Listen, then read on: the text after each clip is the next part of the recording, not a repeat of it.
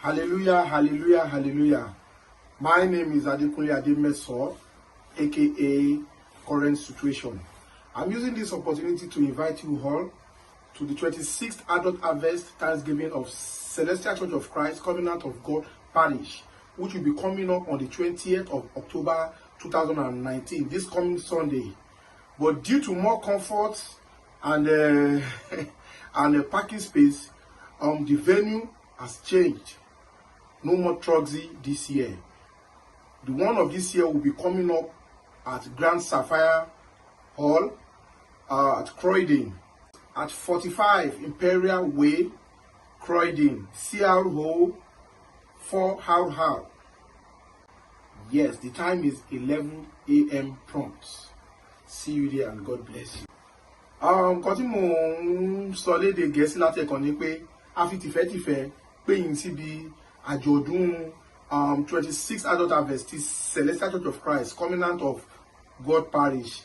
Gbogbo iná tí mo bí kórè iná ṣe máa rí ní gbogbo ìlú London, ẹ mọ̀ pé Covenant Parish àìkórè tó lé ni. Látàrí ààbò àti more parking space fún gbogbo àwọn tó máa wá, nítorí pé a fẹ́ ìgbádùn títí yín ní ọjọ́ yẹn kẹ́ sin Ọlọ́run pẹ̀lú ní dúdùn. Òun la ṣe gbé venue yẹn a gbé lọ sí Croydon ní Grand Sapphire Hall tó wà ní ìlú Croydon ní London níbí báyìí. Ibẹ̀ láti máa ṣe tọdún yìí, kò kí ṣe Trugsy mọ́. Address ibẹ̀ yẹn ní 45 Imperial Way, Croydon, opposite Costco ló wà ní Croydon. Postcode yẹn CRO 4RR, CRO 4RR. Nítorí ààbò tí yín náà ni gbogbo ẹ̀ náà kẹ́bìtì náà lè wà comfortable fún yín ni.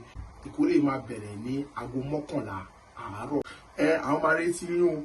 Olùṣọ́ àgùntàn John Máforíkọ̀ náà rán mi sí yín lọ́ní pé kí n jíṣẹ́ ìfún yín, wọ́n dẹ̀ ní pé kí n dúpẹ́ lọ́wọ́ yín fún ìfẹ́ tẹ́ máa fi hàn sí Celestial Church of Christ, Covenant Parish.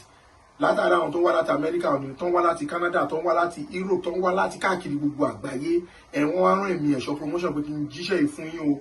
Ẹ jọ̀ọ́ ẹ má gbàgbé, ìkórè ọdún yìí yóò wáyé ní Grand Sapphire Hall opposite Costco, 45 Imperial Way, Croydon, CRO 4RR. Ibẹ̀ ló ti máa wáyé.